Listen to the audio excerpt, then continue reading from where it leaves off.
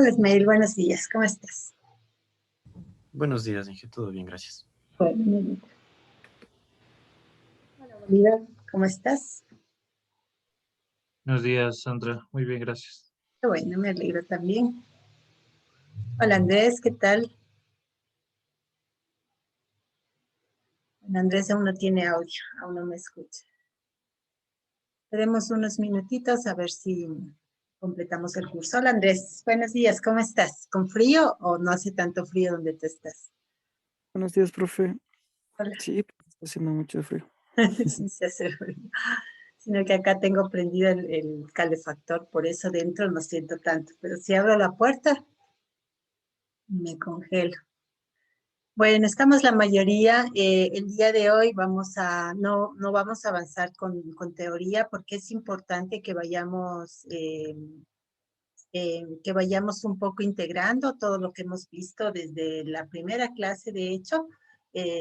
Por eso vamos a hacer bueno, primero vamos a recapitular algunas de las cosas con respecto a este capítulo de técnicas estáticas, especialmente revisiones. Vamos a revisar, valga la redundancia, el trabajo que hicimos la clase pasada sobre revisión de base de datos y vamos a integrar un poco todo este contexto con lo que es la ISO 25000, con algunos ejemplos reales de casos que han pasado últimamente acá en el país, porque es importante que, insisto, todo lo que hemos visto no se quede en teoría o en algo que ustedes un poco procesaron por fines de la clase como tal, sino más bien algo que se incorpore en el know-how de ustedes como ingenieros de software que son en formación para su futuro profesional, ¿no? Entonces, en base a eso está un poco planificada la clase de hoy. También, de paso, y antes de olvidarme, el día viernes vamos a tener la última conferencia con un invitado externo.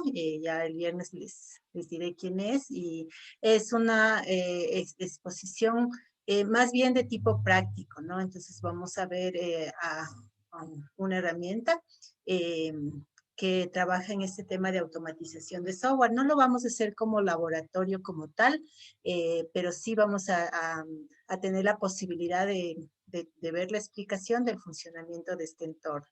Entonces, eso para este viernes que viene. Entonces, vamos a empezar con unos de imágenes de los cartoons que habíamos trabajado asimismo la semana pasada. Tenemos algunos, déjenme ponerme acá en el aula y si ustedes también quieren pueden pues accesar en su propio espacio.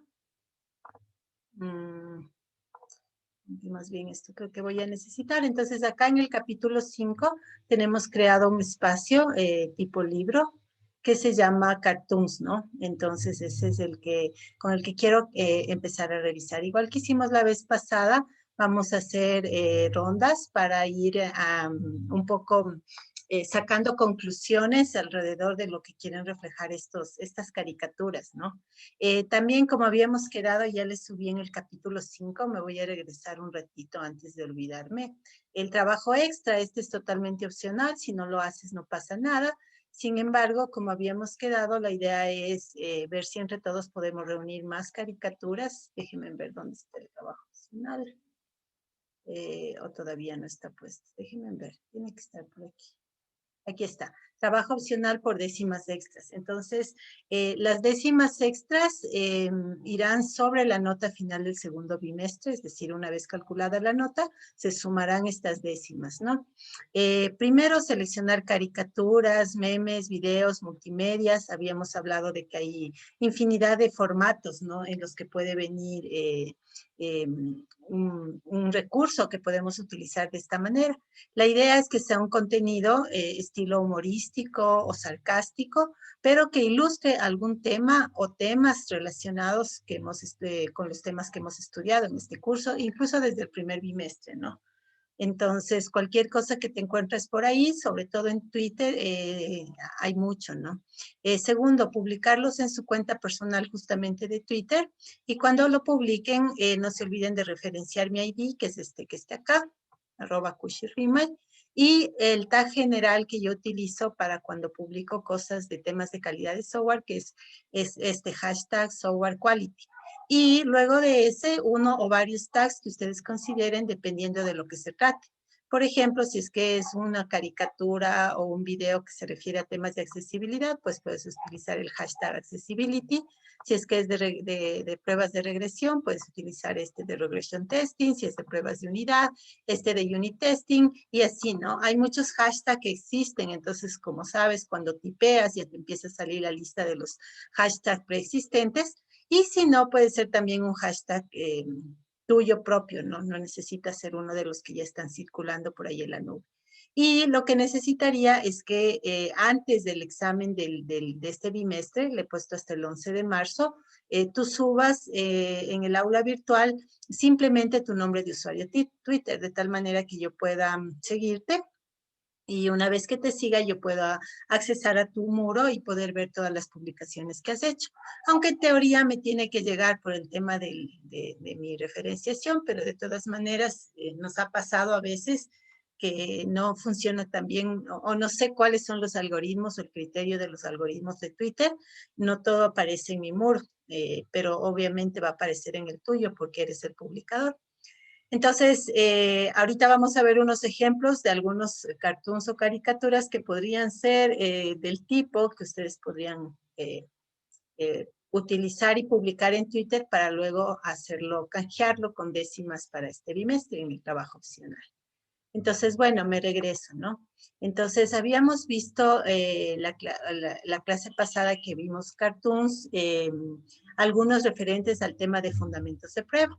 Hoy vamos a ver algunos referentes a los últimos temas que hemos estado tratando en clase, que es básicamente todo lo que tiene que ver con niveles de pruebas, con tipos de pruebas, con pruebas de mantenimiento y últimamente, en el último capítulo, con técnicas estáticas, ¿no? Tanto la técnica de revisión o los distintos tipos de revisiones. Recordemos que tenemos desde la más informal hacia las revisiones técnicas, las revisiones guiadas o walkthroughs y las más formales que son las inspecciones. El análisis estático de código, ¿no? Entonces, voy a empezar con Ismael, porque justo en esa clase se te fue la luz. Te voy a poner entonces aquí, Ismael, el cartoon, para que tú lo analices un ratito, nos lo describas y nos des tu comentario con respecto a él, ¿no? Voy a hacerle un poquito más pequeño para que lo puedas ver completo. Ahí está. Se llama Los buenos programadores saben lo que hacen. Entonces, tanto Ismael como el resto de nosotros, pues echémosle un ojito, veamos un poco lo que dice, un poco hagamos un análisis interno y de ahí sí, cuando estés listo, Ismael, te escuchamos.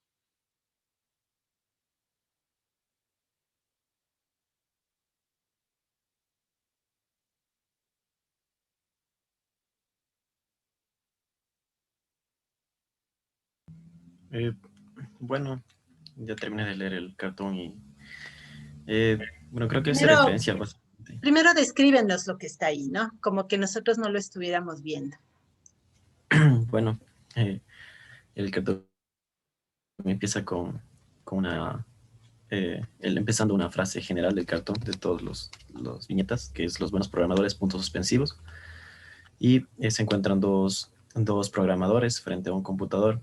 El uno le dice al otro, ok, cambiemos mayor que por mayor que o igual, pero tampoco funciona.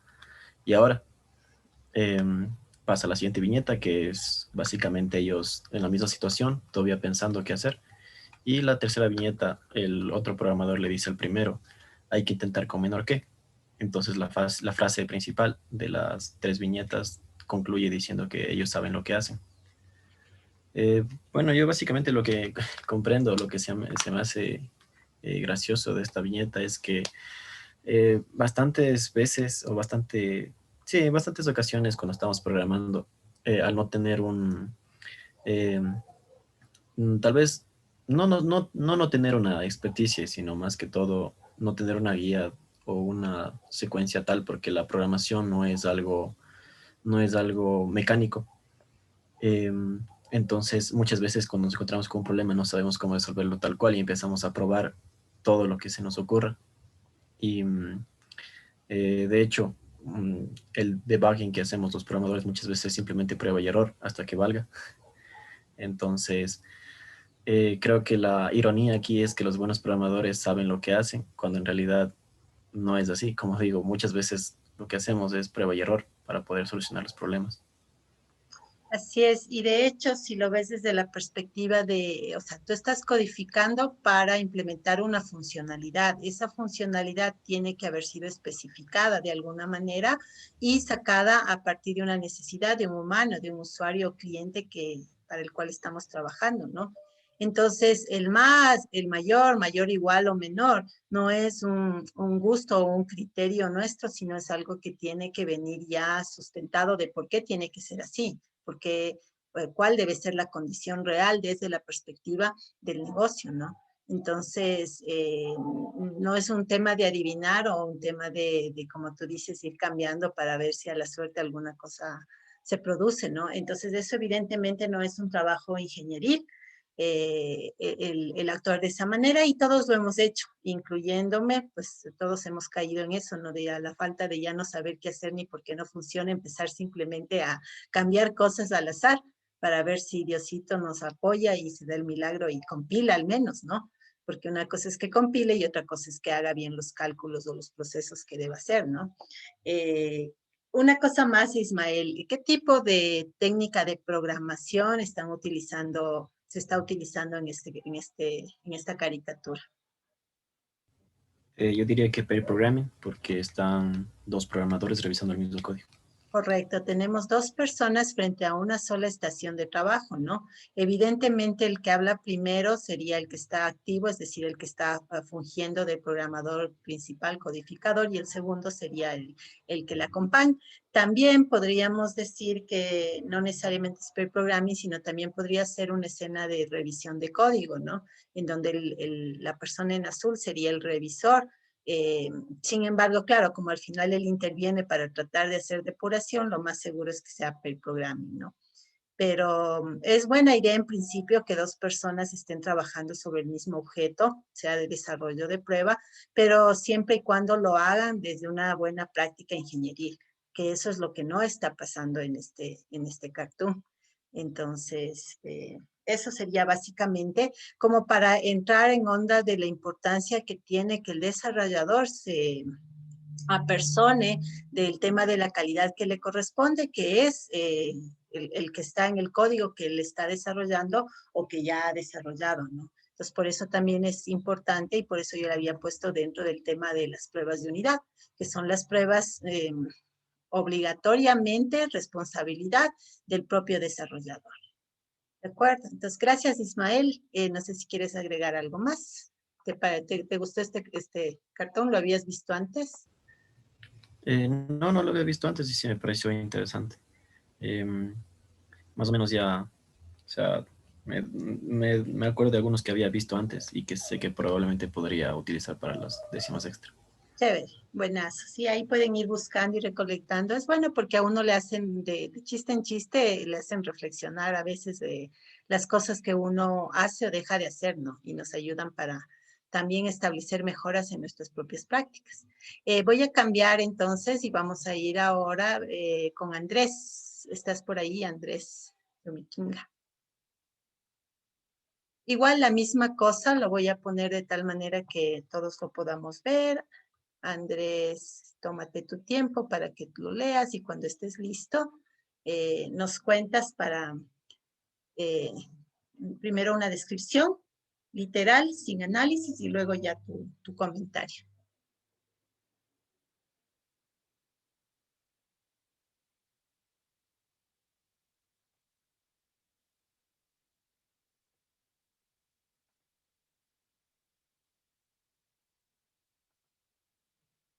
Perdón que te lo mueva, le estoy tratando de hacer un poquito más grande. Ahí está.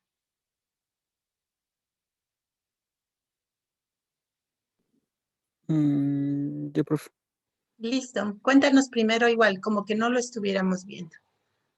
Bueno, esta caricatura se trata de que eh, de un, como de una anécdota cuando tenemos que realizar un nuevo proyecto.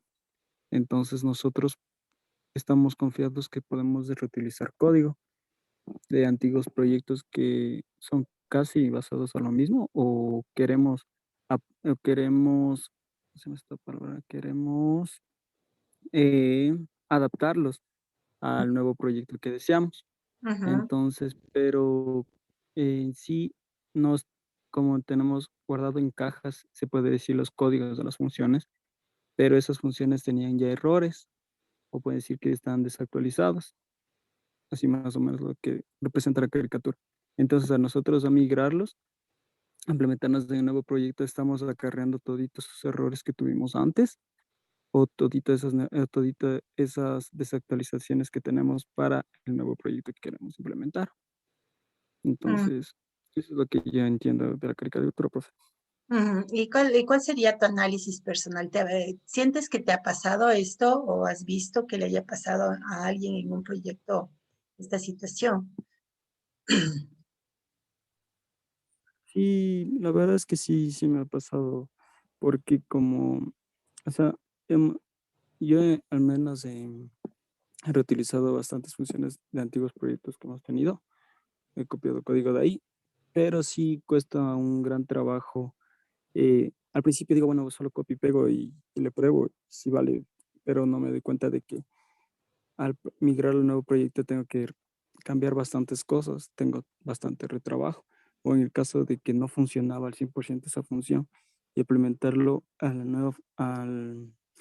nuevo objetivo que tengo del nuevo proyecto, no sabe coger.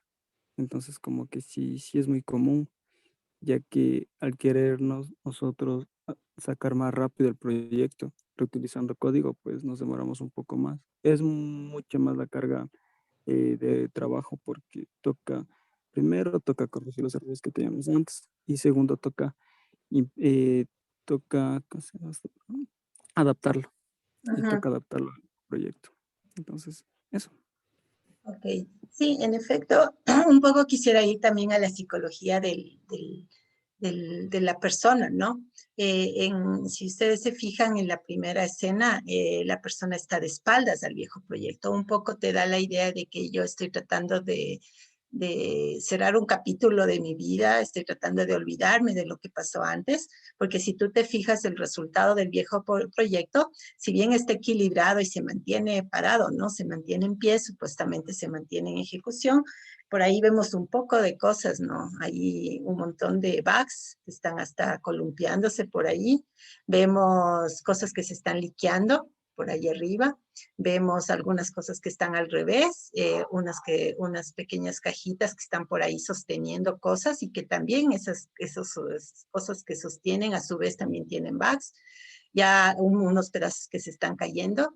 Entonces, el proyecto antiguo, el proyecto anterior no es, pues, en este caso, un proyecto perfecto, ¿no? Y en ese contexto es que es un error reusar ese código de un proyecto de mala calidad. Es decir, no estamos queriendo decir que la reusabilidad per se sea mal. Todo lo contrario, si se hace reusabilidad de una manera correcta, sí es beneficioso. El problema es que reusar no consiste simplemente en tomar código de un proyecto anterior para usarlo en un proyecto nuevo. Reusar, en primer lugar, implica diseñar los componentes de ese proyecto para que a futuro puedan ser reusables. Entonces, cuando tú piensas en reusabilidad, lo tienes que hacer desde el diseño de ese componente que vas a construir pensándolo como reusable a futuro, por ti mismo o por alguien más. Entonces, debería ser parametrizado, debería tener todas las condiciones de características de calidad, no solamente para este proyecto, sino un poco más amplio, pensando que pueda usarse en proyectos similares y en otros contextos de uso. Entonces, escribir componentes reusables tiene mucho más trabajo que escribir componentes no reusables. Entonces, lo que por lo general nosotros hacemos es escribir componentes sin pensar en reusabilidad y luego tratar de reusarlos. Y entonces, obviamente, en el mejor de los casos tienes que hacer, como decía Andrés, adaptabilidad, ¿no?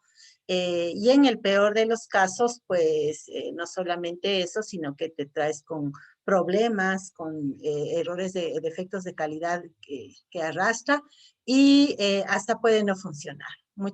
A mí me ha pasado que pues he tenido que o sea, he tenido que darme cuenta que no, que mismo en ese código no estaba listo para ser reusado, al menos no en donde yo quería, y me tocó quitarlo y volver desde cero, lo cual hubiera sido más inteligente, más bien no entrar en un esfuerzo de intentar reusar algo que no fue hecho para ser reusable, y más bien escribir código fresco desde cero. Y tal vez si a mí me gusta la reusabilidad, todo lo que yo diseñe y escriba, a diseñarlo y escribirlo y probarlo pensando en reusabilidad, en que tenga esa característica de ser reusable.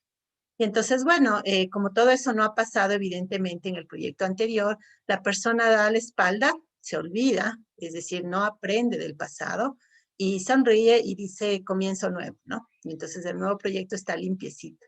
Y con esa inocencia o ignorancia, no sé cómo le quieras llamar, ve cuál de los componentes le sirve, escoge uno, escoge dos, y los pone en el nuevo proyecto que estaba limpiecito, y el nuevo proyecto automáticamente empieza a arrastrar los mismos defectos que tenía el proyecto anterior, porque en realidad lo que estás rehusando aquí son los bugs, ¿sí? No estás rehusando cosas de calidad, sino todo lo contrario, cosas de baja calidad. Entonces, esa es un poco no sé, la moraleja que yo quisiera dejarles a ustedes. Reusar es bueno, pero lo que reusas tiene que haber sido hecho para ser reusable. Tiene que haber sido probado para tener un ok, una luz verde, un visto bueno de que sí vale la pena reusarse. Caso contrario, es preferible pues no reusar algo que tú no estás seguro. Por ejemplo, es una regla clásica no reusar algo que está open y que no hay, nadie garantiza. La mayoría de cosas open tienen un disclaimer que dice, yo escribí este código, lo probé lo mejor que pude, pero no te garantizo que te vaya a funcionar, o más bien dicho, no me responsabilizo de las dificultades que pueda acarrear el uso de este código en tu software, ¿sí? Entonces ya desde ahí uno tiene que parar y decir, o sea, no es un código que sea, que yo tenga la garantía del autor de que lo puedo reusar. Entonces, por lo tanto, tendría que yo someterle a mi propio conjunto de pruebas y demás antes de meterlo a mi nuevo proyecto para que no me pase lo que le está pasando aquí al desarrollador inocente, ¿no? Porque luego el nuevo proyecto se va a convertir en el viejo proyecto, le va a volver a dar la espalda a este nuevo proyecto y así sucesivamente. Su vida va a ser una serie de proyectos mediocres, fallidos, con problemas, etcétera, ¿no? Entonces es súper importante ir aprendiendo de cada proyecto. Ningún proyecto nos va a quedar perfecto porque no somos perfectos, pero se supone que cada nuevo proyecto debería tener cualitativamente mejor calidad que el proyecto anterior. Tiene que haber un aprendizaje. Entonces ese es un poco el contexto en que yo al menos le entiendo a esta caricatura sobre la reusabilidad. Y gracias Andrés también por tu aporte. Entonces vamos al siguiente con Bolívar Andrés. Estás por ahí, Bolívar. Sí, profe, aquí estoy. A ti te gusta refactorizar, porque, bueno, esto no lo vamos a analizar, porque sí, ya lo habíamos visto. Solamente déjame dar una pequeña recorderis. Este gráfico es el que viene con SonarQube, ¿no?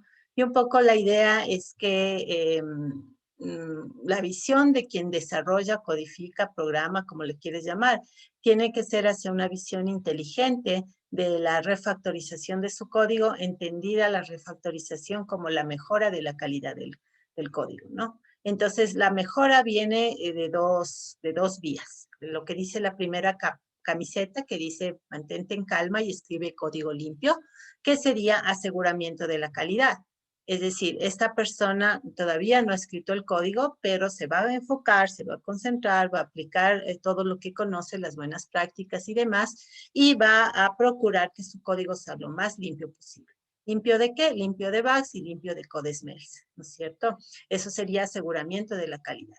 Sin embargo, como va a haber cosas que se escapen, la segunda dimensión del tema es bugs no more, que sería quien representaría el control de la calidad.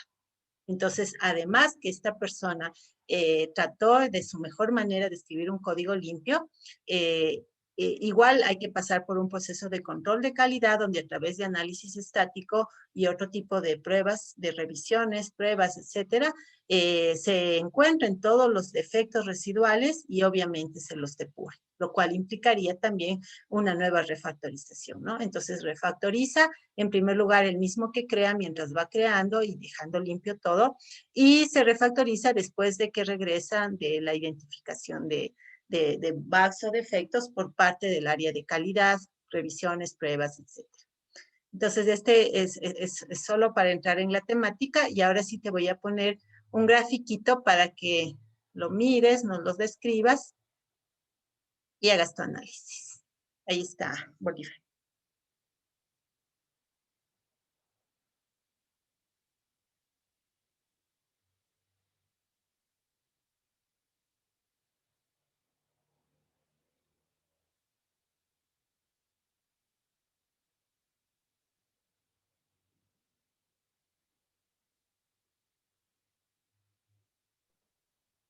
Ya, profe. Buenas. Descríbenos primero que Está bien miras. raro, pero, Sí, es que ajá, o este no sea, no es código, ¿no? Pero es para que hagas como ¿cómo le saben llamar? Ay, la analogía, es como para hacer la analogía. Pero dale. bueno, está bien raro, pero, o sea, lo que le veo es que, por ejemplo, al momento de bajar las gradas, lo que hace es también, para subir vueltas, sube por el mismo lado. Y bueno, de la parte de subir las gradas, igual lo hace para bajar las gradas. O sea, lo hacen en sentidos contrarios. Ujú. A la final, Y un usuario de estas gradas, ¿va a poder subir o no? no, pues, porque no, o sea, si es que se guía por las indicaciones, no va a poder Claro, hacer. obviamente partiendo con las reglas, ¿no? ¿Y va a poder bajar? Tampoco, Ya no va a poder ni subir ni bajar un no va a usuario poder ni real. subir ni bajar. Ajá, Ajá, pero ¿por qué? ¿Cuál es el problema? por las indicaciones, o sea, porque está mal, Pesado. está mal hecho, está mal escrito, por decir así. Ya. O sea, no es, En- no, no, no es clara el objetivo que se plantea. Ujú. Entonces, esa es la problemática, ¿no? O sea, a pesar que las gradas realmente están bien hechas, sin embargo, los usuarios no van a poder utilizarlas. ¿Por qué crees que yo le llamé a este cartoon? Porque ese sí es mi autoría el nombre, este no venía con nada. Pruebas de unidad versus pruebas de integración. ¿Cómo esta caricatura representa un problema entre pruebas de unidad y pruebas de integración? Yo diría que sería que se hizo por partes, o sea, primero se hizo la prueba de unidad y digamos, se hizo una prueba de unidad para las gradas que bajan y se hizo una para las pruebas que suben. Entonces, al final, al momento de hacer la prueba de integración, no se integró correctamente, sino únicamente les unió y se unió así como está. Correcto, eso es. Sí, este es un gráfico clásico cuando uno explica la necesidad de hacer pruebas de integración. Existen varios, le escogí el más decente porque hay unos que son como es con inodoros de baño y cosas raras, pero en todo caso este es como más inocente. Y claro, la idea es que efectivamente el producto, ¿no? Porque la analogía es hacia software, ¿no? El producto tiene dos componentes que se desarrollaron aparte. Un componente es el pedazo de las gradas que tú ves a la izquierda, ¿sí? Entonces háganse cuenta en la baranda donde estoy señalando ahorita con el ratón, es donde se rompió el sistema en dos componentes. Entonces a un desarrollador se le encargó este lado izquierdo. Y se le dijo, necesitamos un código que lo que haga es permitir subir y bajar 4 gradas hasta un descanso. Pues fíjate que él incluso señala por dónde se bajan las 4 gradas hasta el descanso y por dónde se sube desde el descanso 4 grados. Y este desarrollador pues hace sus pruebas de unidad y entrega algo que desde la perspectiva de unidad funciona. ¿Sí? Y no podemos negar que es así, entonces él entrega su trabajo. De la misma manera, a otro desarrollador se le carga el componente de la derecha. Y en el caso de él, él tiene que trabajar el problema de subir gradas desde esta parte donde está mi cursor hacia arriba, 1, 2, 3, 4, hasta llegar a un descanso. Y igualmente de bajar gradas desde el descanso hacia abajo 4 gradas. Si él construye estas gradas y hace pruebas de unidad, digamos que las pruebas fueran físicas, no paras usuarios y le dices, ve si puedes subir hasta el descanso, y a otros ve si desde el descanso puedes bajar, le van a dar positivo. Entonces, tanto el componente A, las gradas, el pedazo de gradas del lado izquierdo, como el componente B, el pedazo de gradas del lado derecho, pasan las pruebas de unidad, ¿sí? Y entonces, hasta ahí vamos bien. Pero luego viene el integrador. Entonces, el integrador junta las dos piezas, como bien decía Bolívar, pero no hace pruebas de integración, ¿sí? Entonces, les junta tal cual con las interfaces, que en este caso son las señaléticas, con lo que está por debajo, que en este caso ya son las gradas, el descanso, todo lo demás, les pega y pone en operación, sin integrar, sin hacer pruebas de integración más bien. O sea, las integra, pero no las prueba. Este es un típico error de interfaz. Entonces, del rato que empieza a circular gente por aquí, si es que alguien viene desde abajo, en el componente B, avanza a subir, da la vuelta en el descanso, y cuando llega acá, ahí está el problema, porque en este componente el lado de afuera se definió para bajar en el componente A, mientras que se definió para subir en el componente B. Y viceversa, el lado de adentro se definió para bajar en el B y para subir en el A. Entonces no hubo una estandarización.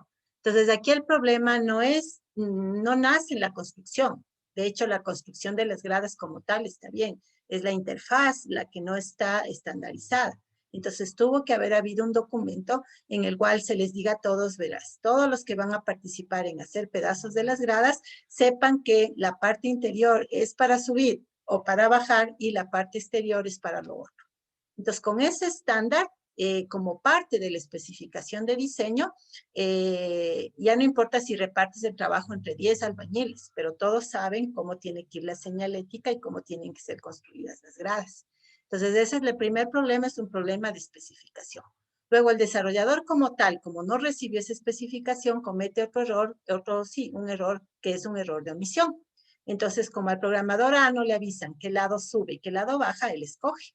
Como al programador B tampoco le avisan, él asume y dice, yo voy a hacer así. Entonces, cada quien hace como mejor puede, como quiere, como se le ocurre, y entonces prueba de acuerdo a su criterio, no de acuerdo a ningún estándar o especificación que nadie le dio, y dice, si funciona, bajo mis condiciones lo entrego. ¿Sí? Entonces, ese es el error que comete el que desarrolla. Y luego el tercer error y más grave es quien debe hacer las pruebas de integración, que nunca se hace.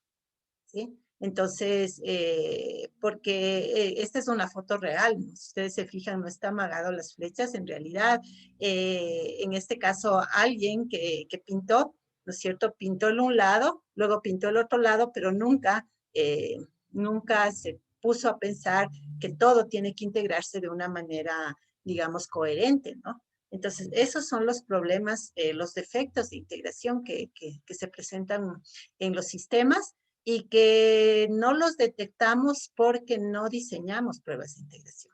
Pruebas de interfaz entre distintos componentes escritos en distintos tiempos o por distintos programadores o con distintas tecnologías, y todo es un tema de estandarización. Entonces, para lograr una integración seamless, o sea, una integración sin problemas, hay que tener una especificación de estandarizaciones que deben recibir todos los que van a hacer la implementación. No sé si quieres agregar algo más, Bolívar. ¿Cómo le ves, Bolívar? ¿Te hace sentido un poco esa analogía entre estas gradas y componentes de software? Sí, profe. Sí, de hecho, eso se me vino también a la mente y eso traté de explicar, pero Sí. no creo que se me entendió muy bien. No, sí se te entendió súper, pero sí quería un poco, tal vez, complementar.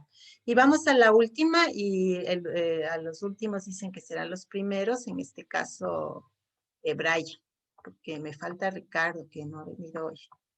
Entonces, Brian, te voy a poner igual un cartoon. Sí, sí estoy, profe. Ay, sí estás, Ricardo, ¿por qué te dije que no has Sí, venido? profe. Entonces, igual le toca al Brian. Aquí está este Este caricatura es una caricatura famosa, se llama, me parece que se llama Holbes o algo así. Bueno, ahí me contarán si alguno de ustedes la ha visto. Y ahí está, para que le Sí, revises sí, un ratito, nos cuentes qué dice y nos des tu reflexión, Brian. sí, ya la vi, ya, sí es, como usted dice, ya conocida, medio de los clásicos que existe de los bugs, Mm, porque como bien sí, los bugs son eternos porque mientras se repara uno, se agregan más, y es verdad, y es lo que hace la analogía aquí en la imagen, porque, bueno, aquí está haciendo que encuentra una mosca, y al abrir la puerta para sacarla, se meten muchas más a la casa. ujú, Entonces es lo mismo con cuando uno está queriendo reparar un programa porque hay error, por ejemplo, en una línea de código hay un error ujú. y uno cambia esa línea de código y ya sueltan errores en otras líneas de código, en otras clases y así. Entonces ese es el problema muchas veces en el código y se dañan otras partes por arreglar una. Por lo que como todo está conectado y haciendo uso de todo el código, entonces al cambiar algo obviamente necesitan también cambios en otras partes y se va dañando el código. Así es. ¿Y por qué se llama, incluso en la misma caricatura ya está puesto, por qué se titula todo este escenario como regresión? ¿Qué tiene que ver ahí la regresión o qué es la regresión más bien?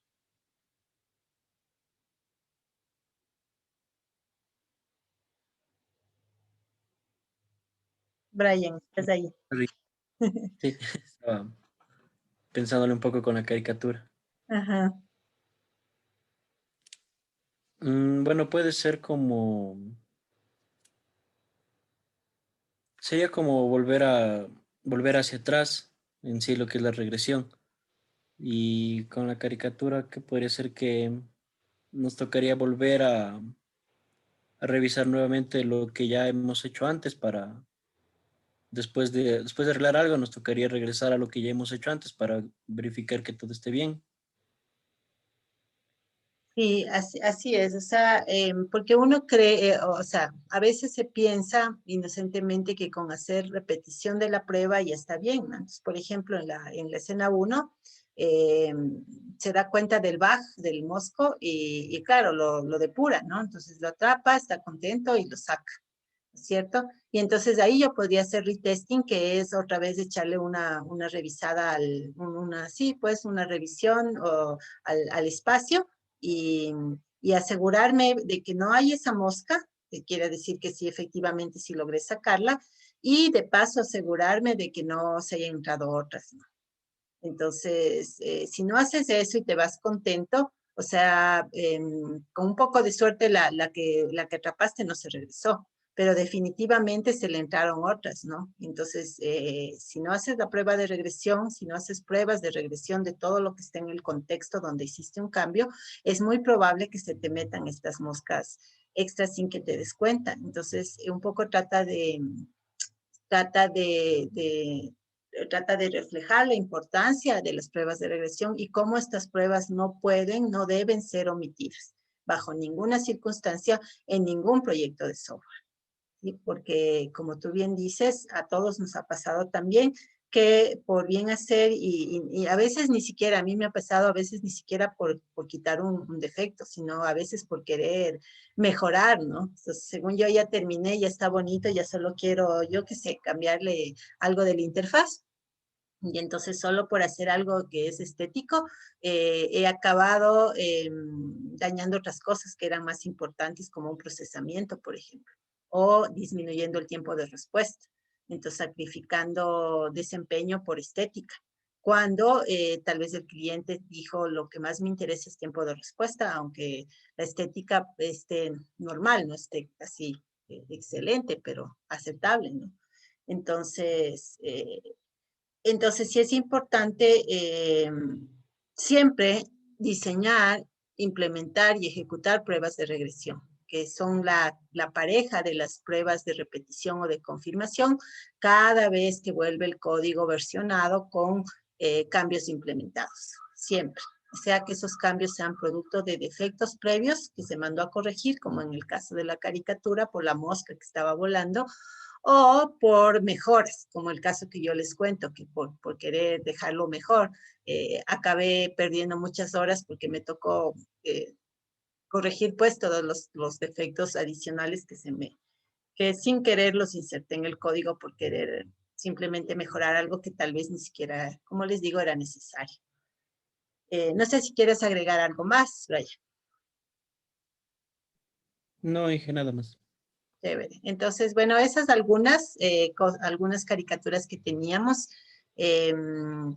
Ahora quisiera retomar el tema de las revisiones porque califiqué ya sus trabajos de la semana pasada y quiero mostrarles eso. Pero antes, hay un recurso adicional que les puse acá, que es la norma bajo la cual se basan las revisiones, que es muy importante, y esa es de ley pregunta de la certificación ISTQB. Es la norma IEEE 1028. Entonces la voy a abrir aquí ahorita para que la podamos revisar rápidamente. La versión que yo les estoy poniendo es una versión no oficial, no tan oficial porque es de pago la norma en general, pero esta pues tuve acceso y aquí se las comparto. Entonces la norma se llama estándar IEEE para revisiones y auditorías de software y es de como su nombre lo dice, es del Instituto de Ingenieros Eléctricos y Electrónicos y la versión última es la versión 2008, me parece. Ahorita déjenme.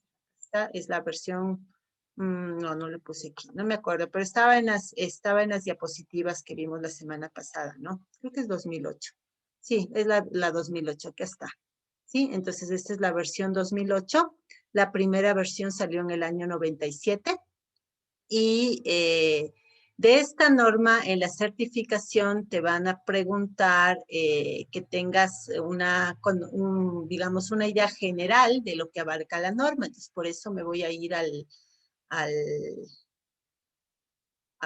¿cómo es esto? Al índice, aquí está el índice de contenidos para revisar juntos, porque yo sí aspiraría a que ustedes tengan la posibilidad en las vacaciones de este bimestre, ahora que estamos con la teoría fresca en la mente, puedan tal vez, si está en sus posibilidades, pues pagarse el examen, darlo y certificarse. Eso me gustaría muchísimo que se logre. Y si no es en esta ocasión, pues sí, cuando tengan ustedes la posibilidad de hacer la inversión. Entonces, bueno, en el examen de certificación te van a preguntar una o dos preguntas sobre la norma 1028. Una es cuáles son sus capítulos principales. Siempre las preguntas son ABCD, ¿no? Entonces te dice, escoja cuáles de estos son capítulos o contenidos de la norma 1028. O diga cuáles son los objetivos que tiene esta norma, ¿no? Entonces, como siempre, en los estándares, los primeros capítulos son introductorios. El primero siempre es un overview o introducción general, donde está el alcance, propósito de la norma, cosas por el estilo. El segundo siempre es otras normas asociadas o relacionadas con esta norma. Y el tercero es como un glosario, definiciones o vocabulario. Entonces, por lo general, las normas empiezan el contenido ya propio de la norma desde el capítulo 4 y esta norma no es la excepción.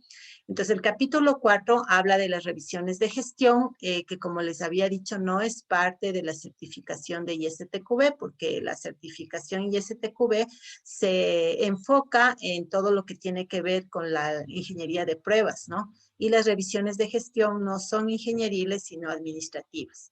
De todas maneras, para todas las revisiones te da una pequeña introducción, te dice cuáles son los roles, cuáles son las entradas que se necesita, cuál es el procedimiento a seguir, cuál es el criterio de salida para decir que la revisión se terminó y cuáles son los entregables de todos los tipos de revisiones. De aquí lo más importante es el 4.2, que son los roles que hay, en este caso, en una revisión de gestión, y el 4.5, que es el procedimiento que se debe seguir. Y bueno, el 4.7, que es la salida o entregable, ¿no? Entonces, capítulo 4 de la 1028 es revisión de gestión. Capítulo 5, este sí nos interesa para la certificación y valdría la pena que lo revises. Fíjense en que es pocas páginas, de la 11 a la 16, te explica cuáles son las entradas, roles, procedimientos y salida de una revisión técnica. Nuevamente, aquella en la cual tú traes una persona especialista en el tema puntual que se quiere revisar y sobre el cual se quiere tener una decisión. Entonces, las revisiones técnicas no son tanto, su función principal no es encontrar defectos, aunque obviamente el experto de paso nos puede dejar identificando defectos, sino más bien su función principal es tomar decisiones técnicas en algún tema puntual. Para lo cual se trae al experto de base de datos, al experto de accesibilidad, al experto de conectividad, al experto de seguridad, alguien que tenga un expertise mayor que nosotros en un tema muy puntual y que no necesitamos que sea tiempo completo del proyecto, ¿no? Sino que viene por horas, ¿no? Por lo general estos revisores especialistas son gente cotizada y gente que cobra mucho. Por eso tú le pagas por 4 horas, por 2 horas, por 6 horas de su trabajo, ¿no? Y se tiene que tener muy claro cuál es el objetivo de la revisión para obviamente no perder tiempo y no tener que pagarle más que las horas absolutamente necesarias para que nos colabore. En el capítulo número 6 son las inspecciones. Nuevamente, inspección es la revisión más formal que existe. Entonces, aquí hay un conjunto de roles establecidos. Hay el coordinador de la inspección, hay los revisores como tal, hay el que se llama escriba o secretario, que es el que va a apuntar todo. Se tienen que programar reuniones formales calendarizadas, entregar todos los insumos a cada uno de los revisores con un tiempo prudencial, hacer esta reunión general en donde cada uno trae sus respuestas de revisión. Vamos a hacer algo parecido a eso hoy después de ver este estándar, con lo que ustedes hicieron, con los dos equipos para ver semejanzas y diferencias entre lo que encontramos cada uno de los equipos. Que a pesar que fue poquito tiempo y a pesar de que el producto era relativamente sencilla, poquitas tablas, vamos a ver que aún así los dos equipos encontraron obviamente cosas en común, pero también encontraron cosas diferentes. Y eso es importante reflexionar por qué pasa y cómo nos podemos beneficiar de esa dinámica. Entonces, como dijimos que íbamos a hacer una revisión semiformal, vamos a aplicar ahorita este análisis de seguimiento, digámoslo así, de los resultados de la revisión que ustedes hicieron, que trataba de ser una versión light de una inspección. Y luego el 7, ese a mí me trae muchísimos recuerdos importantes, porque recuerdo la primera vez que a mí me tocó hacer una guía o walkthrough de un código mío. Estaba súper nerviosa porque eso fue en Unisys Corporation y fue a pocas semanas que yo llegué a trabajar allá y me encargaron un componente que trabajaba sobre, bueno, era hecho en J2EE en ese entonces, ¿no? Con Java. Y tenía que recibir datos de un componente que escribió mi amigo Matthew, que él trabajaba sobre un formato BCDIC, porque trabajábamos sobre mainframes, y como la interfaz superior nuestra era una interfaz mobile, era interfaz para celulares, yo tenía que escribir un transformador de código BCDIC con el que venía la data vieja desde los servidores hacia código ASCII, que es obviamente el código que se usaba en las capas superiores. Entonces, mi componente era parte de un middleware. Y entonces, yo no había estudiado nada de esto en la universidad que estamos estudiando con ustedes. En mi tiempo no había la materia de calidad en la universidad. Algo te hablaban de pruebas, pero así por encima nomás, mientras que pasada de que aprendías a desarrollar como tal.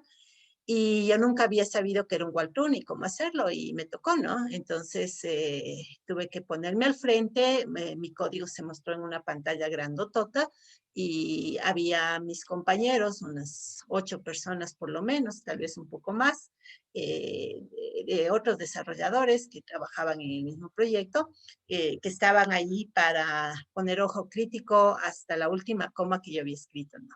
Entonces sí es un poquito digamos, sí te da nervios, ¿no? Presentar tu código porque primero que tienes que explicarlo de la mejor manera, segundo que estás ahí para que te critiquen, ¿no? Pero bueno, la primera vez sí se siente raro, pero luego vas viendo que va a tu favor, porque tu código va siendo de mejor calidad, tú vas dándote cuenta o te van ayudando a darte cuenta, más bien los demás, de algunos, digamos, hábitos no tan saludables que uno tiene cuando codifica, cuando nombra variables, de la manera que indentas. También por ahí incluso me objetaron los tipos de datos que yo usaba, las estructuras que había creado. O sea, me hicieron pedazos del código, en definitiva, ¿no? Pero eso me ayudó a refactorizarlo y a construirlo mejor, y finalmente mi componente sí fue parte del entregable del proyecto, ¿no? Y eso es algo que te queda como un orgullo, ¿no? Porque sabes que tú, sí, lo que tú hiciste sí sirvió de verdad para un producto importante, que en este caso era el middleware que permitía que los clientes de Unisys, que son telefónicas a nivel mundial, como Orange, como Movistar, pudieran ofrecer a sus clientes, es decir, a los dueños a los, no tanto dueños, a los que tienen el servicio con ellos, la posibilidad de ya navegar la web desde celulares. Que eso en ese tiempo, les hablo hace 20 años, era algo novedoso, ¿no? Eso todavía no se hacía.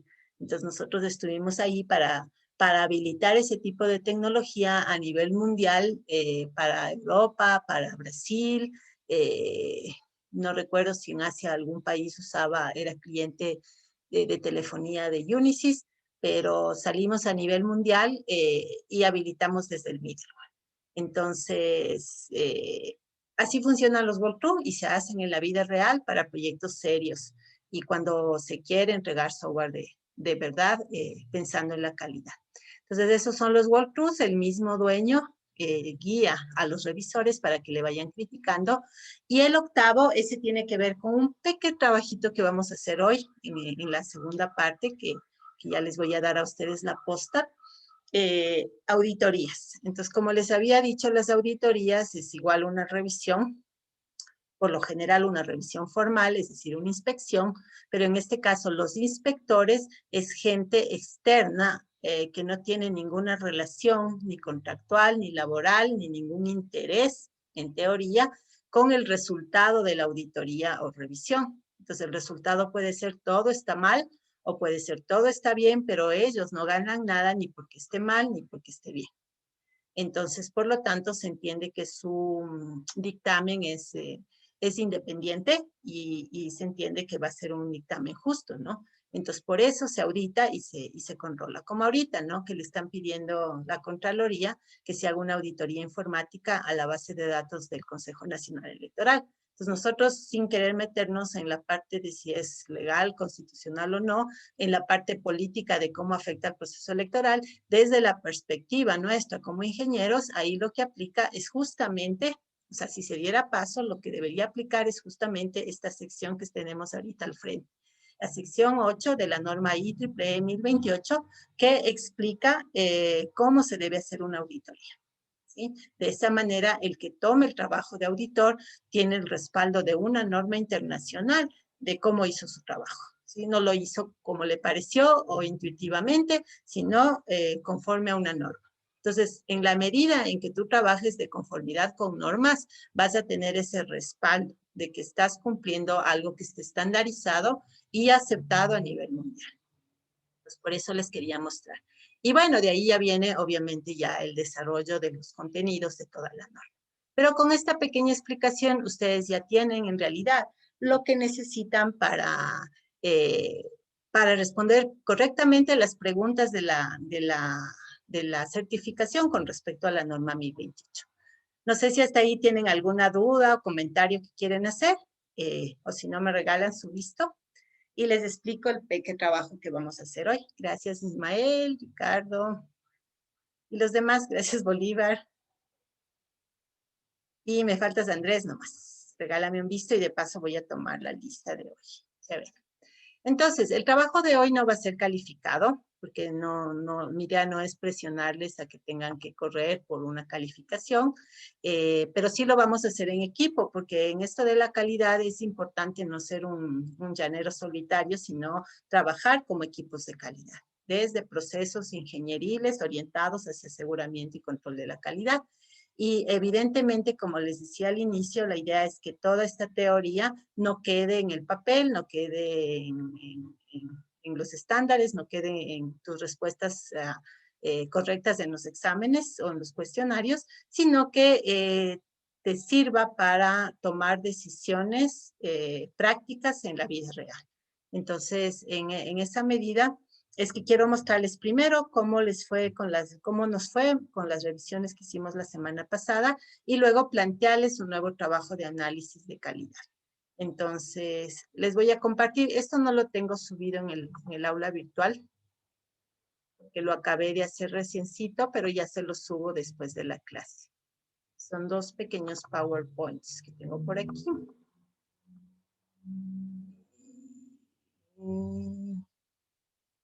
Tenía por aquí. Bueno, no sé dónde están. Les voy a abrir en PowerPoint. Justo esta mañana estaba revisando los trabajos de ustedes. También las notas ya están. Aquí está la resolución de la revisión. Entonces vamos a empezar por acá. Este era el objeto de prueba para la revisión que hicimos, una base de datos sencilla con estas 6 tablas, sus relaciones, sus campos y sus tipos de datos. Se les había entregado a ustedes una lista de chequeo y una de las cosas que quiero hacerles notar es que gran parte o una buena parte del éxito de una revisión depende de la elección de una lista de chequeo adecuada, que sea completa, que no sea inconsistente, porque de hecho sí había lugar a confusión en algunos de los ítems de la lista de chequeo. Entonces, para empezar, la lista de chequeo no era la lista más perfecta que pudimos haber utilizado.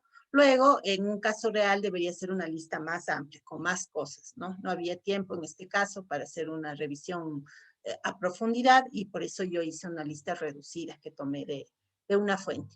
Entonces, esta era, por ejemplo, una de las preguntas de la lista de chequeo, si los nombres de los objetos de la base de datos están en singular. Entonces, fíjense en que aquí están las respuestas del un equipo y del otro equipo. Entonces, coincidimos como revisores con respecto a tablas, pero tenemos una diferencia respecto a campos. Entonces, el un equipo revisor dicen, aquí no hay ningún problema a nivel de campos. El otro equipo dice, sí, hay un problema en la variable, en el campo de la tabla coches que se llama cuántos libros tiene.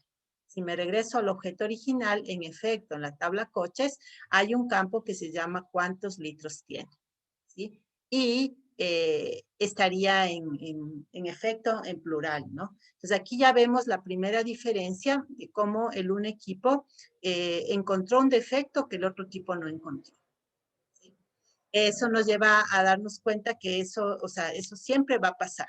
Por eso es importante que las revisiones las haga más de una persona, se hagan entre varias personas y luego se junten los resultados. En este caso ya vemos algo que es típico de comportamiento en revisiones, que hay defectos comunes, o sea, defectos encontrados por ambos equipos de revisión, en este caso las 4 tablas donde están en plural, y hay defectos que solo se encuentran unas personas y no otras.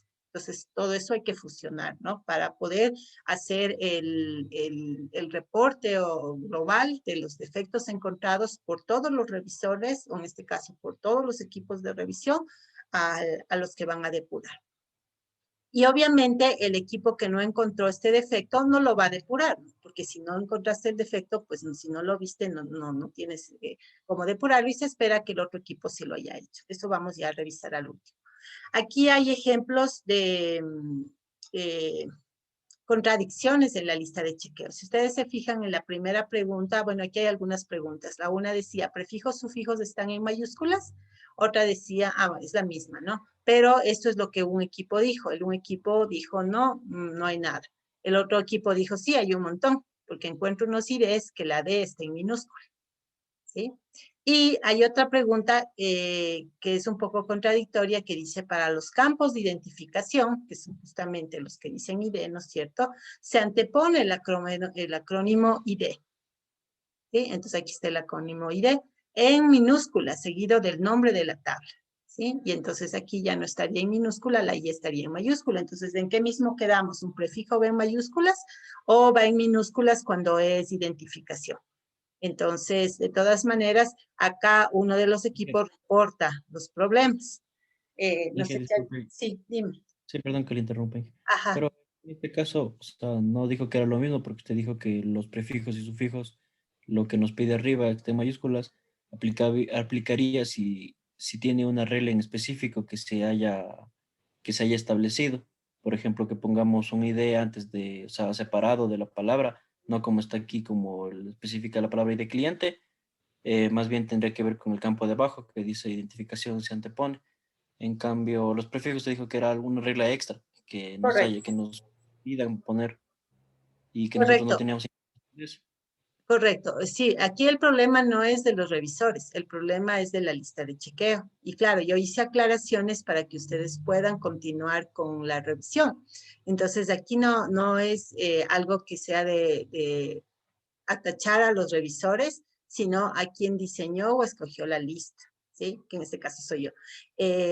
Porque la lista tiene que ser lo más completa, lo menos ambigua posible para evitar justamente la necesidad de hacer aclaraciones o que los revisores tengan que asumir cosas. ¿Sí? Entonces, en efecto, aquí el problema no es de quién revisa, sino de quién escogió o diseñó la lista de chequeo como tal. Y por eso yo había dicho, vamos a diferenciar. Una cosa son los campos ID que deben cumplir esta regla y otra cosa son los prefijos y sufijos que en este caso no aplicaría en efecto, porque si tú consideras que todos los que tienen ID son campos de identificación, entonces van para esta regla de acá abajo. Sin embargo, la regla de acá abajo diría que deben ir en minúsculas todo el acrónimo ID, y aquí estaba con mayúsculas, por lo cual sí se le consideraría un defecto, ¿no? Entonces, probablemente esta es la versión, dado como estaba planteada la lista, probablemente esta es la versión más adecuada, ¿no? Que que aquí debían ir estos de acá porque no cumplen con la regla minúsculas para los de identificación, y en prefijos y sufijos no iría nada. ¿Sí? Entonces esa podría ser la interpretación más adecuada tal como estaba la lista de chequeo, pero recuerden que nosotros estamos acá poniéndonos en el rol no solamente del que ejecuta una prueba, en este caso del revisor, sino también del que la diseña. ¿Sí? Y el que diseña es el que escoge la lista de chequeo o la crea. Entonces por eso es importante que ustedes vayan afinando sus propias listas de chequeo como parte de su caja de herramientas. Pero gracias por la aclaración. Aquí, por ejemplo, la pregunta de las llaves primarias referenciadas. Entonces, de acuerdo a la lista de chequeo, la regla era que si es una llave primaria referenciada en otra tabla, se utilice la nomenclatura FK raya baja, ¿no? Y entonces, pues aquí se encuentran algunos, ambos equipos se encuentran algunos casos de campos que pasan a la otra tabla sin la nomenclatura FK. Si me regreso acá y ustedes se recuerdan, por ejemplo, digamos en algo sencillo como agencia y reservaciones. En una agencia puede haber muchas reservaciones. El ID de agencia se llama justamente ID de agencia, ¿no es cierto? Entonces este baja por la relación a reservaciones, pero en reservaciones también se llama ID de agencia. De acuerdo a la lista de chequeo debería llamarse FK, raya baja, etcétera, ¿no? Entonces a eso se refiere y ambos equipos encuentran eso también. Sin embargo, acá uno de los equipos pone también en la columna de tablas el problema. Y en realidad el problema no es de tabla, el problema es de campo. Claro que el campo pertenece a una tabla, ¿no? Entonces, lo ideal era hacer como hizo el equipo de acá abajo. Realmente yo no sé cuál equipo es cuál, así es que por eso no digo cuál de los dos es, pero aquí está mucho más claro porque aquí se identificó el campo con la tabla donde está el problema. ¿Sí? Y eso era lo correcto. Otro es el tema de si se antepuso el prefijo PK a las llaves primarias. Entonces, de acuerdo a la regla de que establece la lista de chequeo, los campos que son clave primaria o llave primaria debían tener un PK y no un ID, ¿sí? Este es interesante en tipos de datos adecuados. En tipos de datos adecuados, igual, lo ideal hubiera sido no poner aquí tablas y aquí campos, porque igual yo no sé si estos campos pertenecen a la tabla 1 o a la tabla 2, sino poner aquí, como hicieron acá abajo, tabla.campo, ¿no? Pero fíjense en que son diferentes. De acuerdo al criterio de un equipo, los tipos de datos que no son adecuados están en estos campos teléfono entregado avalado, mientras que de acuerdo al otro equipo está en el campo cuántos listos tiene, que además tiene el problema de ser plural. Entonces, en definitiva, sin querer decir cuál de los dos equipos tiene la razón, más bien lo que haríamos nosotros es reportar los 4. Es decir, integrar los resultados de todos los revisores individuales en un informe globalizado. De eso un poco se trata ya en la vida real el proceso, ¿no? Entonces yo tomo las revisiones individuales, donde tengo conflicto, pues consensúo. Entonces, si todos estamos de acuerdo que son los 4, se van con los 4, ¿sí? En lugar de decir cuál de los dos equipos tenía la razón. En lo que es relaciones 1 a N, N a 1, me sorprendió que ninguno de los equipos reportó un problema que hay, de hecho, de relaciones, que ya les voy a mostrar.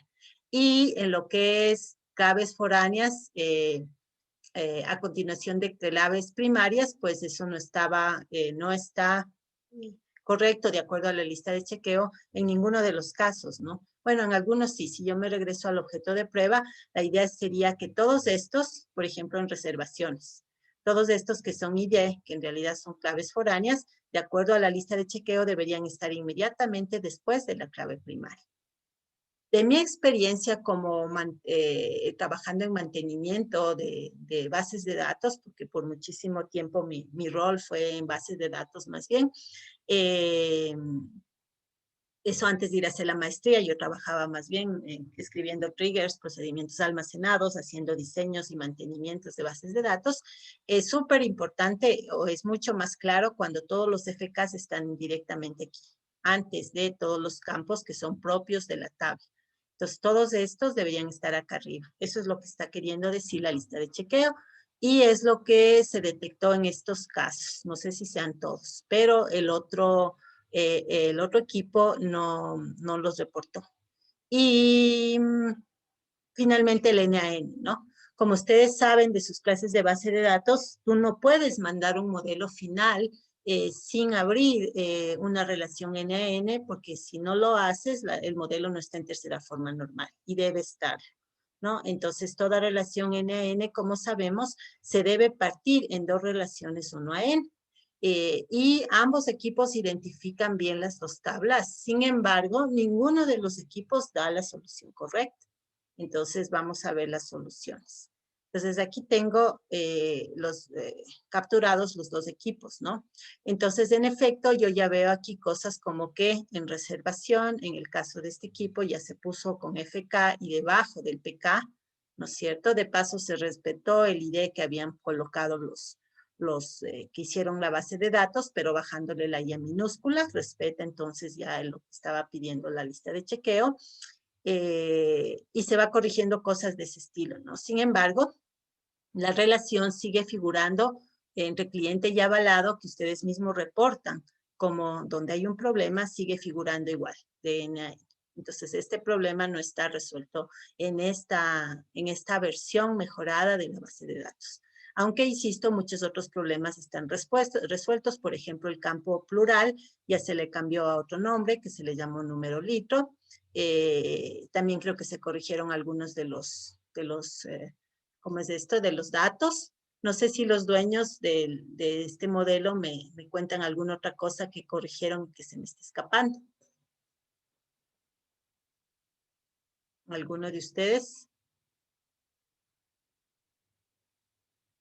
Ok, como el que calla otorga, voy a asumir que básicamente es todo, ¿no?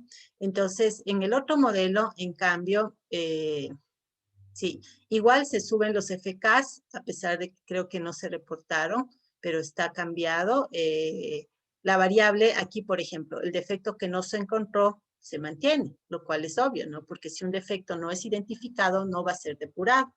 Eso es algo a tener muy presente cuando tú estás haciendo pruebas e identificando defectos. Cualquier omisión que tú cometas, aunque sea una omisión de buena fe, es decir, no es que a propósito no pones algo, sino que simplemente no estuviste concentrado y se te escapó. Entonces, cualquier omisión que tú como probador, como tester o revisor cometas y dejes de poner como defecto, es algo que implica que ese defecto se va a mantener en el producto. Como pasó en este caso, ¿no? Como revisor no lo encontraste, como depurador no lo corregiste, porque el depurador se limita a corregir lo que el revisor le indica, ¿sí? Entonces, tenemos ese ese campo de ahí que se mantiene con el problema, y igual hay muchos cambios hechos, ¿no? En la parte de N a N, entonces aquí se intenta hacer la regla, ¿no?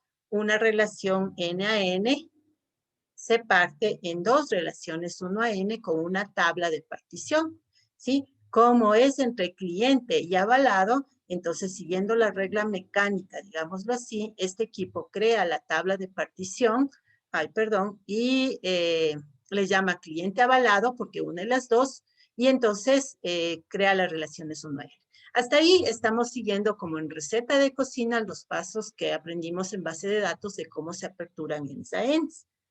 El tema es que aparte digamos, seguir los pasos mecánicos o los algoritmos que están bien, tienes que ver el contexto del problema, ¿sí? Entonces, ¿cuál es el contexto? El contexto es la regla de negocio, de cuál sale la necesidad de esta relación, ¿sí? Me voy a regresar para eso al objeto de prueba.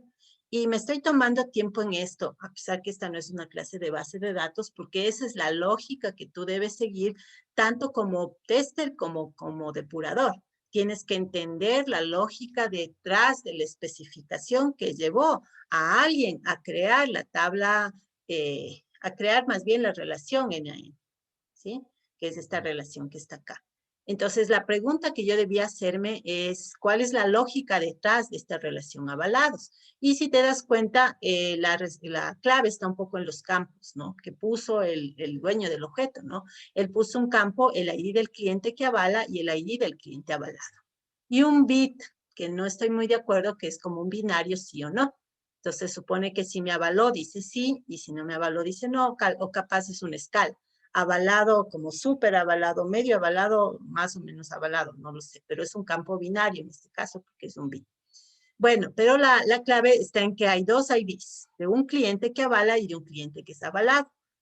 Eso significa que en el negocio pasa que para poder reservar un carro, los clientes tienen que tener aval de otros clientes. Pues yo, Sandra Sánchez, necesito que tú, Brian, y tú, Ismael, me avalen. Y entonces yo tendré dos registros aquí con mi nombre. Uno, yo soy el cliente 100, tendré con el cliente 10, que a lo mejor es Ismael, que me avaló, y el cliente 20, que a lo mejor es Brian, que también me avaló, ¿sí? Entonces, es una relación recursiva que existe, o sea, ya en el contexto real, conceptual del escenario real, lo que existe es una relación una relación recursiva N a N de la tabla clientes. ¿Por qué razón? Porque un cliente, Ismael, puede avalar a muchos clientes. Ismael le puede avalar a Sandra y a Brian. Y un cliente, Sandra, puede recibir aval de muchos clientes. Yo recibí el aval de Ismael y de Brian, ¿sí? Entonces, la relación correcta de esta tabla es una que da la vuelta a sí misma. Cliente se relaciona con cliente, N a N, ¿sí? Por lo tanto, en la solución más próxima, ya teníamos esta tabla. El problema es que no existe la tabla avalado, sino que la tabla avalado o el que avala es la tabla cliente mismo. Entonces, esta tabla no tiene sentido. Y para que aquí haya dos clientes, el cliente que avala y el cliente avalado, lo que necesitas es que esta relación 1 a N regrese a la tabla clientes.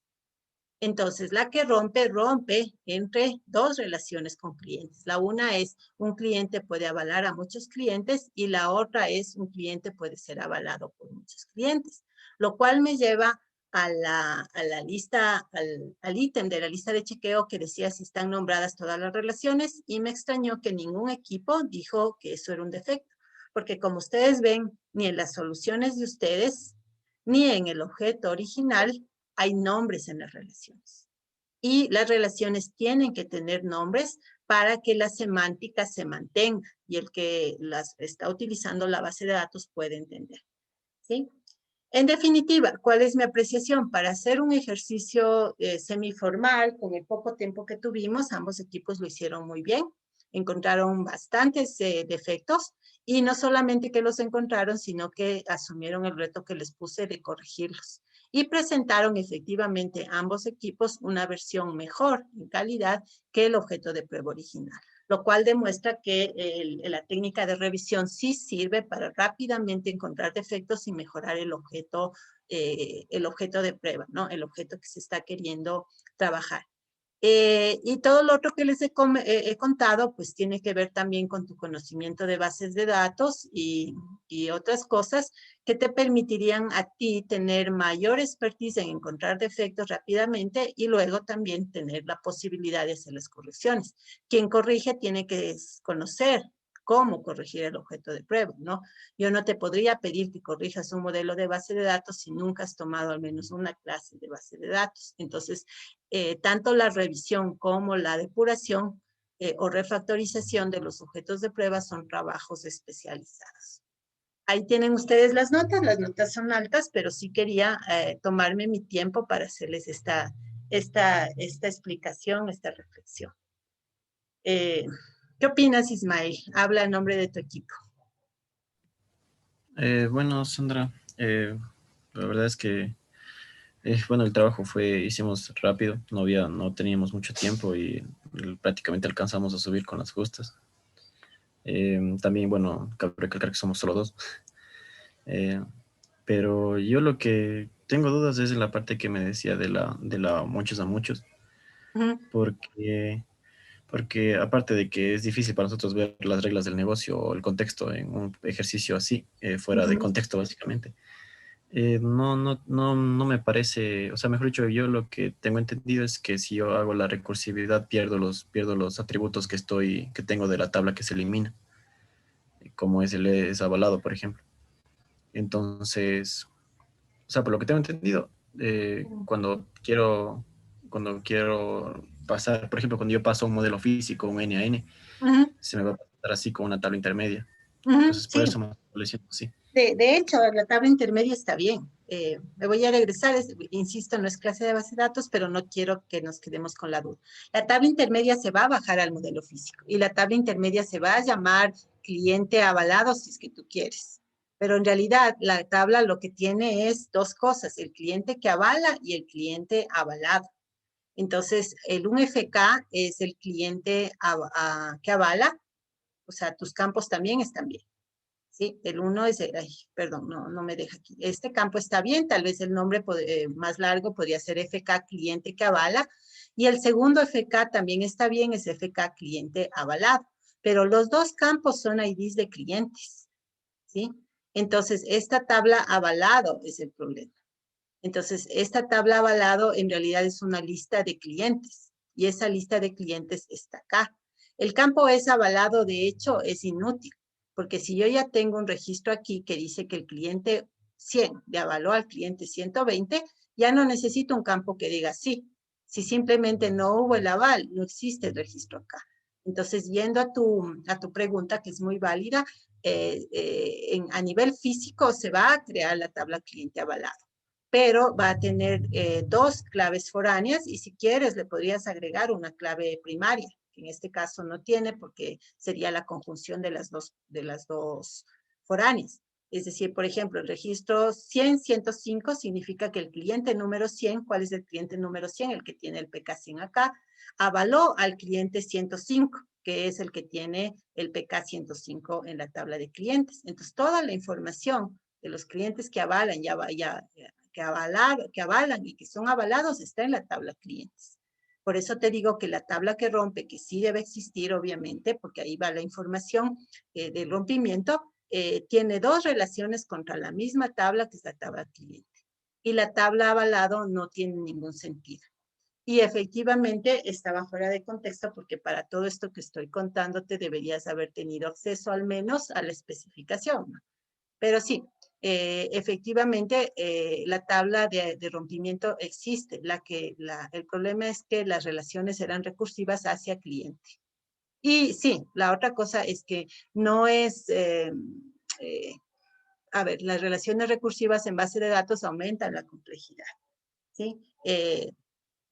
Entonces es importante evitar recursividades en los modelos de bases de datos, pero a veces son inevitables. Habría sí que analizar si es que aquí había otra manera de resolver el problema de clientes avalados y que avalan, sin usar recursividad, capaz que sí hay, pero eso ya es motivo de base de datos. No sé, Ismael, si con eso estamos más de acuerdo. Dime. No, no le entendí muy bien. O sea, lo que dijo que eran dos relaciones a la misma tabla. Sí, exacto. Pero La eso no es tabla válido. No sería válido tener dos relaciones entre las mismas tablas. es que tienen otra semántica. La una es el cliente que avala, y la otra es el cliente que es avalado. Existe y se dan muchísimos casos. Es un poco raro porque tú dirías que es la misma relación, pero no lo es porque semánticamente muestra otra cosa. O sea, es que, claro, yo, o sea, no, la verdad es que nunca he visto una tabla que tenga dos relaciones con la misma tabla. No, no. Ajá, este es No un sé, tal caso. vez mis compañeros han visto, Este es pero yo un no. caso. Te voy a poner por última vez porque es importante en base de datos saber que existe en la vida real y que se resuelve. Es este, clientes, esta es la tabla que rompe, ¿sí? Y aquí el NN está mal dibujado, pero está queriendo representar una relación que regresa a clientes. Donde del un lado, si le lees de izquierda a derecha, un cliente avala a otro cliente, y si le lees de derecha a izquierda, un cliente es avalado por otro cliente. Y entonces, como eso puede ser N a N, rompes con esta de acá, entonces aquí me está faltando otra línea que vaya de acá a acá, que diga, un cliente avala a N, y otra línea que diga, un cliente es avalado por N. Y cada relación es distinta, ¿sí? Entonces, son dos relaciones que existen de la misma tabla hacia sí misma para representar una información distinta. Un ejemplo clásico de dónde pasa eso es en modelos de bases de datos de inventario, en donde tú estás queriendo reflejar árboles de inventario. Un carro es hecho por, yo qué sé, tiene un motor y el motor tiene partes y las partes tiene eso. Entonces ahí te va reflejando recursividad. Esa es una manera de resolver. Tal vez no la más eficiente, pero es posible. Y los motores físicos te implementan. Tú puedes crear dos relaciones entre las mismas tablas porque semánticamente representan distintas cosas. Eso, Ismael. Pregunta a tu profe de base de datos. Es una buena pregunta en la clase de base de datos. Ok, vamos a avanzar Ya, profe. Sí, mi entonces. profe. Ajá. Ok, vamos a avanzar y en esta última media hora les voy a proponer, como les decía, un pequeño ejercicio que no es calificado, así es que tranquilos, no lo tienen que subir al aula virtual tampoco, más bien vamos a regresar acá y lo vamos a discutir entre todos. Les voy a indicar de qué se trata. Son dos casos y yo mismo les voy a dar los enlaces porque obviamente no tenemos tiempo para que ustedes se pongan a investigar ni nada. Déjenme nada más salirme del PowerPoint. Siempre que uso el PowerPoint se me traba. Y les voy a pasar ahorita este PowerPoint que les voy a indicar de tal manera que ustedes no tengan que crear un PowerPoint ni buscar enlaces, solamente discutir entre ustedes, leer la información rápidamente y discutir entre ustedes cómo se aplica esto o cómo se aplica en este escenario la ISO 25000. Ahorita les voy a poner. Cada equipo va a tener otro tema. Entonces, ahora sí, este es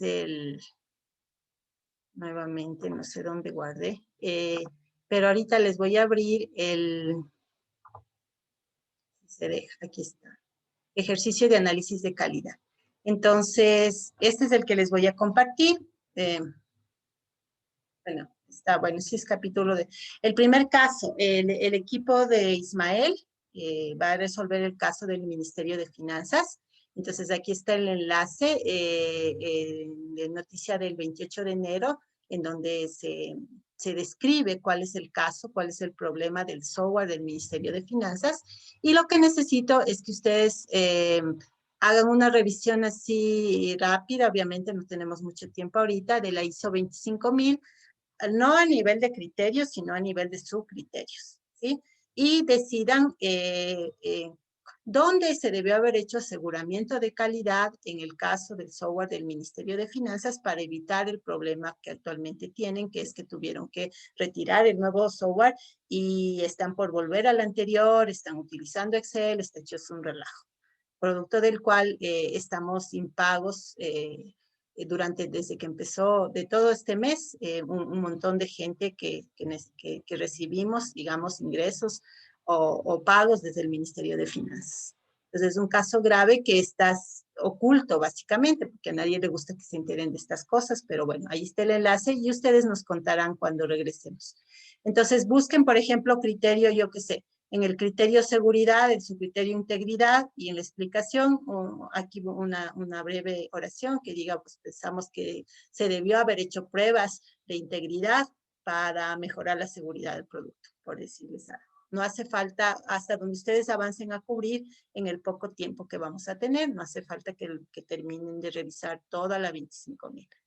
Pero empiecen por donde ustedes consideren que son los criterios más obvios que están siendo, que debieron haber sido tomados en cuenta como aseguramiento de calidad. Para el otro equipo vamos a utilizar el caso Banco Pichincha. No sé si ustedes han escuchado que Banco Pichincha está también envuelto en un caso de problemas, en este caso por temas de hackeo de seguridad. Entonces aquí les he incluido 2 enlaces a la noticia desde la República C y desde Expreso C. Ah, por cierto, para el grupo de acá utilicé 4P Lagartos. Es por ahí donde se publican estas noticias, no las van a encontrar ni en el comercio, ni en los noticieros de Teleamazonas, ni eso, ¿no? La misma cosa, entonces igual ustedes solo llenen para caso Banco Pichincha. Entonces el grupo de Ismael, el caso Ministerio de Finanzas y el grupo de Ricardo, el grupo caso Banco Pichincha. No sé si tienen alguna pregunta mientras les comparto el archivito. Déjenme ver. Ahorita les paso el archivo para que ustedes puedan...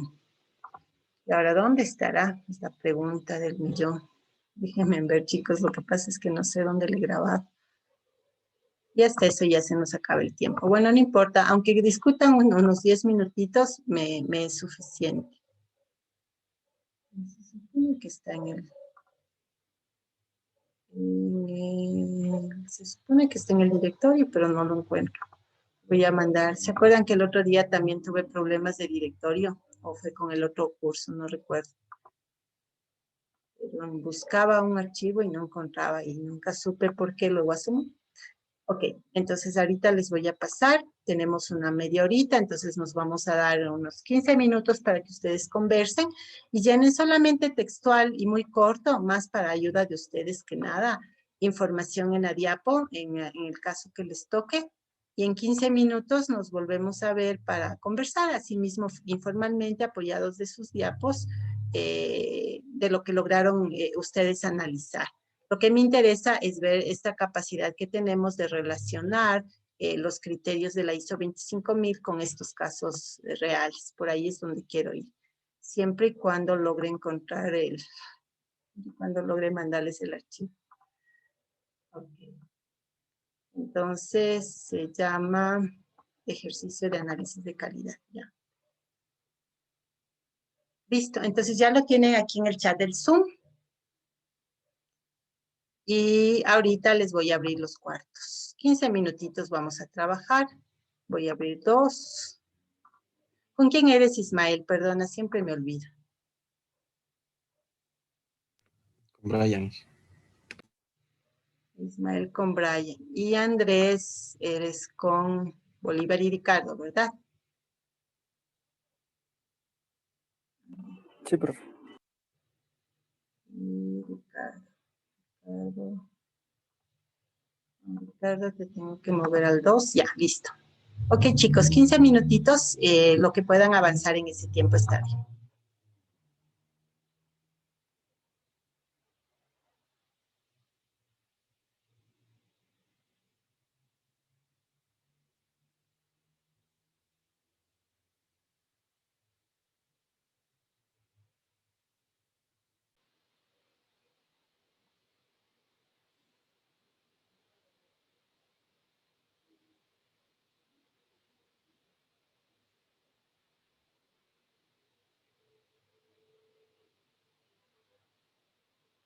Chicos, no importa si no acabaron, vamos a tener 5 minutos cada equipo. Antes de eso, mostrarles que desde esta semana empezamos a leer el último capítulo del texto, ya está acá publicado, el capítulo 4, pero solo hasta la mitad, solo hasta la sección 4.3, Y aquí están los ejercicios seleccionados y la fecha que es hasta de hoy en 8. Entonces, eso antes de olvidar. ¿Quién va a compartir pantalla para hablar de Banco Pichincha primero? Yo, profe, ya le comparto. Por favor. Mientras Ricardo nos comparte, rápidamente, Ricardo, solamente explicar así muy brevemente, en un minuto y medio, de qué se trata el caso y lo que ustedes hayan podido lograr en este poco tiempo de mapear contra la ISO 25000.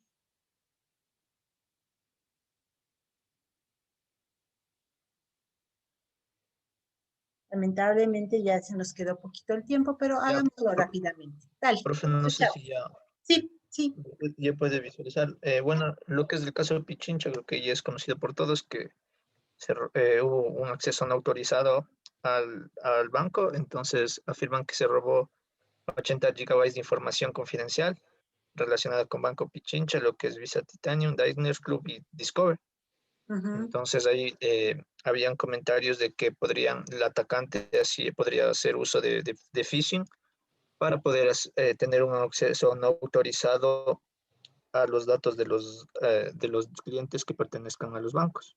Entonces, en general, eso se basa todo. Entonces, según esos criterios, nosotros, según el análisis de la ISO, el criterio nosotros cogimos el de seguridad y el de subcriterio, lo que es de la confidencialidad, puesto que fueron públicos toda la información ¿cómo decir? de los que pertenecen a ese banco, ¿no? Entonces, al ser un banco deberían guardar su información personal, como puede ser no, información personal y tarjetas de crédito que les pertenecen a cada uno. Correcto. Y un dato adicional, Eso sería, profe. gracias. Un dato adicional es que en realidad el robo no se dio a Banco del Pichincha como tal, sino a un socio estratégico que es Publi Promueve. Ellos manejan temas de marketing y entonces el banco les pasa bases de datos con información de clientes, sueldos, saldos bancarios y demás para que ellos puedan hacer la estratificación de marketing de los clientes, ¿no? Entonces, esto nos lleva a pensar que en este caso el criterio de seguridad es su criterio de confidencialidad y de hecho los otros, ¿no? Porque no se sabe si también la integridad de la información, es decir, que haya habido cambios, no solamente que la hayan visto, esté involucrado. Tienen que reflejarse no solamente en este caso, en el cliente principal que es Banco Pichincha, sino también en sus asociados, que en este caso son estas otras empresas con las que Banco Pichincha comparte sus sistemas y comparte sus bases de datos. Entonces, nuestro diseño de pruebas debe abarcar a la integralidad de todos los actores dentro del sistema en el cual queramos hacer las pruebas de calidad y en este caso específico, pruebas de seguridad. Gracias, Ricardo. Del caso del Ministerio de Finanzas, ¿quién nos puede compartir? Asimismo, yo le comparto. Dale, asimismo un minutito o dos de qué se trata el problema y cuáles son los criterios que ustedes les ven más afín. Bueno, básicamente en el Ministerio de Finanzas se ha venido la información de todos los datos o transacciones que refieren al Ministerio de Finanzas fueron trabajados con el sistema SIGEP, pero en el 2020 el Ministerio lo que quiso hacer fue cambiar el sistema por un sistema llamado SINAFIP. Bueno, las siglas no me acuerdo, no me sé de memoria en este momento, pero es básicamente el mismo sistema, pero actualizado. En el caso es que se hizo una especie de concurso que, bueno, según la página, al parecer no se llevaron bien los procesos, como es habitual en el Ecuador. Incluso hubo candidatos que ofrecieron el mismo sistema con, al parecer, la misma calidad, supuestamente la misma calidad, pero a menor cobro, o sea, le cobraban menos al ministerio y aún así no ganaron, por eso se dice que era un poco extraño. Entonces, lo que resultó fue el fracaso del sistema. Este sistema no se especifica tal cual cuáles fueron los errores del sistema como tal, porque no da un error que diga, por ejemplo, no, el código fuente falló aquí, por ejemplo. Pero se habla básicamente de que el sistema no cumplió con las expectativas del ministerio, no cumplió con los objetivos ni las tareas especificadas por el Ministerio de Finanzas. Y por eso es que hoy tenemos, bueno, pusimos la completud funcional en cuanto a la adecuación funcional y también la corrección funcional en cuanto a la adecuación funcional. Más que todo porque no cumple con las necesidades o lo requerido por el Ministerio de Finanzas, y es por eso que hoy las personas que básicamente dependemos de los pagos del Ministerio de Finanzas, no hemos recibido nuestro pago desde diciembre. Entonces, Ujú. eso Es sería en la cuanto a este afectación. problema. Sí, en efecto, en Banco Pichincha el principal criterio es seguridad y en el caso del ESIGEF, del sistema de finanzas, es adecuación funcional. En este último minutito te voy a dejar de compartir, Ismael, gracias. Les voy a compartir cómo está la situación actualmente en el Twitter, ¿no? Por ejemplo, si tú buscas bajo el hashtag Banco Pichincha Leaks, puedes encontrar en lo más destacado o lo más reciente cómo va evolucionando la situación, ¿no? En este caso, pues ya parece migrando a la parte en la cual no solamente es la confidencialidad de los datos, es decir, que ojos que no debían ver vean información, sino también ya yendo a lo que es la integridad, como en este caso sería ya como tal hacer el tema de transacciones ilícitas, ¿no? Entonces ya se están viniendo las primeras denuncias de que ya está cayendo gente en el tema del phishing que estábamos hablando y al ceder tus credenciales, pues ya se están pudiendo hacer transacciones no deseadas, retiros no deseados, etcétera, ¿no? Entonces ya hay denuncias que están presentando individualmente personas afectadas en fiscalía y demás. Entonces es un caso que va a seguir evolucionando. En el otro caso, tú puedes, todavía no se conoce públicamente mucho, pero si tú usas el hashtag SINAFIP, que es el nombre del nuevo sistema, van a ver ustedes que en enero se anunció, como siempre en mi país, con bombos y platillos, que se cambiaba hacia el sistema SINAFIP y que se reemplazaba al sistema ESIGEF, supuestamente para manejo más transparente, ordenado y disciplinado de todos los recursos y finanzas del país. Pero sin embargo, a fecha de hoy, el nuevo sistema no está funcionando y por lo tanto ya está anunciado, como ustedes ven, que se regresó al ESIGEF. Entonces tuvo que hacer un rollback, lo cual es gravísimo. Eso nos pasó a nosotros una vez en la vida, en estos 20 y pico años de la empresa, y es terrible, porque es reconocer que tu sistema no estaba listo para salir a operación y volver al sistema anterior, que en nuestro caso era el sistema de un proveedor previo, ¿no? No era el que nosotros vendimos, sino el que usaban antes de nosotros, y tuvimos que reconocer que no pudimos salir con éxito a producción y tuvimos que hacer que el cliente vuelva a usar el sistema de su proveedor previo. Entonces, imagínate el papelón que es eso. Entonces, exactamente eso acaba de pasar en finanzas en estos días. Están regresando desesperadamente al ESIGEF, se ha logrado pagar el sueldos del mes de enero, pero como leyeron los chicos que recibieron la información completa, un poco a través de memos, un poco usando Excel, o sea, volviendo a métodos arcaicos porque trataron de reemplazar un sistema que funcionaba por un sistema que no logró estar a la altura de salir con éxito a operación. Eso sin contar el costo y a quién se contrató, que es Corte Inglés, que si ustedes se fijan, el principal, digamos, línea de trabajo de Corte Inglés, que es una empresa española, es la venta de comercio de ropa y artículos en general. Y Corte Inglés tiene una filial que hace software. Originalmente hacía software solo para los almacenes de Corte Inglés. Es como un Deprati, digámoslo así, en España. Sí, y entonces esta filial de Corte Inglés que hace software es la que le vende, en teoría, asociada con una empresa ecuatoriana, el sistema al gobierno del Ecuador. Y quién sabe en cuánto dinero, pero están millones involucrados. Y por último, para terminar, ya se acabó el tiempo, presentarles un tercer caso que acaba de salir hoy, hace 19 horas, que involucra al SRI, involucra al Banco Central del Ecuador. Aparentemente ha habido también una fuga de base de datos del SRI y nuevamente los hackers están pues publicando y vendiendo la información. Entonces, hay que reforzar los temas de seguridad bajo todos estos nuevos cibercrímenes que se están dando a nivel mundial por el hecho de que muchas cosas han migrado a virtual, incluyendo obviamente las transacciones financieras, ¿no? Entonces, eso chicos, por hoy nos quedamos aquí por el tiempo y en todo caso el día viernes podemos conversar un ratito más de estos casos, incluso preguntarle a Edgar, que es la persona que nos va a acompañar, conversar con él también y obviamente escuchar su exposición. No se olviden de avanzar con lo que está pendiente, ¿no? Proyecto, me parece que laboratorio y la lectura del capítulo 4. Ya vamos terminando. Tenemos apenas un par de semanas más, 2 o 3 semanas más y terminamos el curso. Que tengan una buena tarde y nos vemos la próxima clase. Gracias, Sandra. Hasta el viernes. Chao, chao, que estén Hasta luego, bien. Sandra. Chao. Gracias, Profe, hasta Sandra. el viernes. Hasta el viernes, que descansen, que estén bien. Chao, Andrés.